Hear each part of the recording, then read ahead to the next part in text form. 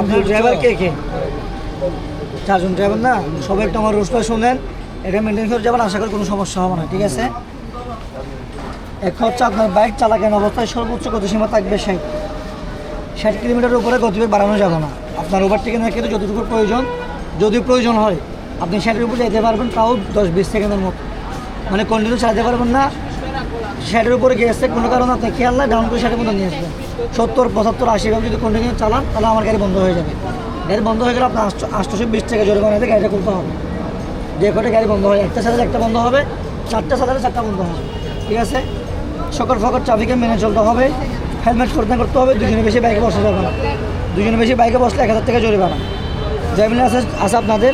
আমার আছে, একজনের আছে, বাকিদের তো নাই। না, ড্রাইভিং লাইসেন্স যেহেতু নাই, গতিসীমাটা ঠিক রাখবেন, অবশ্যই মাথায় হেলমেটটা রাখবেন, ঠিক আছে? বিচের বালিতে পানিতে বাইক নামানো যাবে না।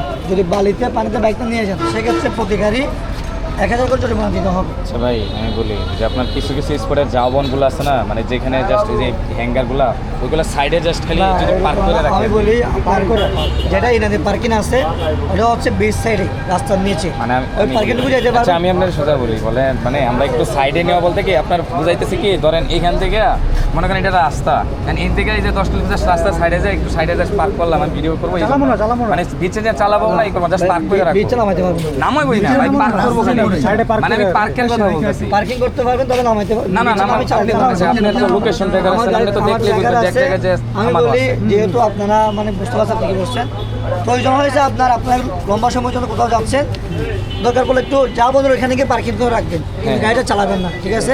এটাই বলছি, গাড়ি চালালে কিন্তু চালাবো না ওরা এসে কিন্তু সাইডে যাবো আর ব্যাক করে ওই রাখা দেবো, এটাই বলছি। বাইক ভাড়া নেওয়ার আগে 4-5 ভিডিও করে নিয়ে যাবেন। আমার বাইকটা নিয়ে যাওয়ার আগে 4-5 ভিডিও করে নিয়ে যাবেন, যদি আগের কোনো স্কেচ থাকে, থাকে, যাতে করে আপনার ভিডিওর মতো ধারণ করা থাকে, ঠিক আছে?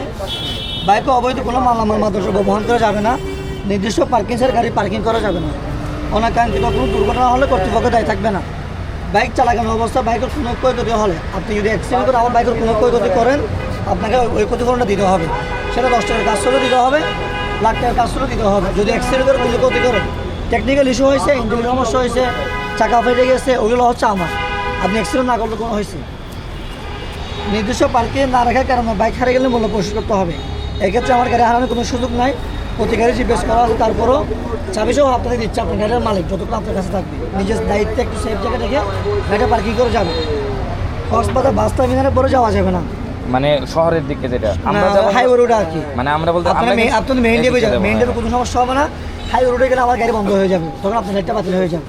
আচ্ছা, নির্ধারিত সময়ের বাইরে আপনাকে 10 মিনিট ছাড় দেওয়া হবে। আচ্ছা ভাই, ওটা 20 মিনিট লেখা দিয়েছেন, দেখে আচ্ছা 20 মিনিট দিলাম যান, কিন্তু 20 মিনিটে যদি 21 মিনিট হয়ে যায়, না হবে না, ঠিক এটা আছে? জাস্ট লেখা আপনি রাখি। পরের ঘন্টা 300 করে দিতে হবে।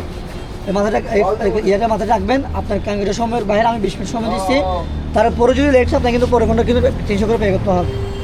সেনাবাহিনী ক্যাম্প এলাকায় সর্বোচ্চ গতিসীমা 40, হিমচুরির আগে আমাদের সেনা ক্যাম্প আছে, যেহেতু রাস্তার কাজ চলতেছে, এমনিতে গতিসীমা 40 করে আগে থেকে এসেছিল। তারপরে ওই এরিয়াটুকু আপনার একটু সেফলি গাড়ির গতিসীমাটা ঠিক রেখে যাবেন। উপর উল্লেখিত সকল শব্দ মানতে বাধ্য থাকিতে হবে। এই যে কোটা রুলস মানছি, এগুলো মেনটেন করে আপনি গাড়িটা চালাবেন, আশা করি আপনার সাথে আমার দুই কথা বলতে হবে না, ঠিক আছে?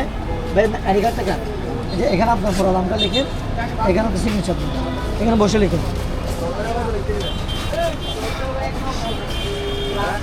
এখানে নাম ফাঁকা জায়গা আপনার পুরো নামটা লিখুন।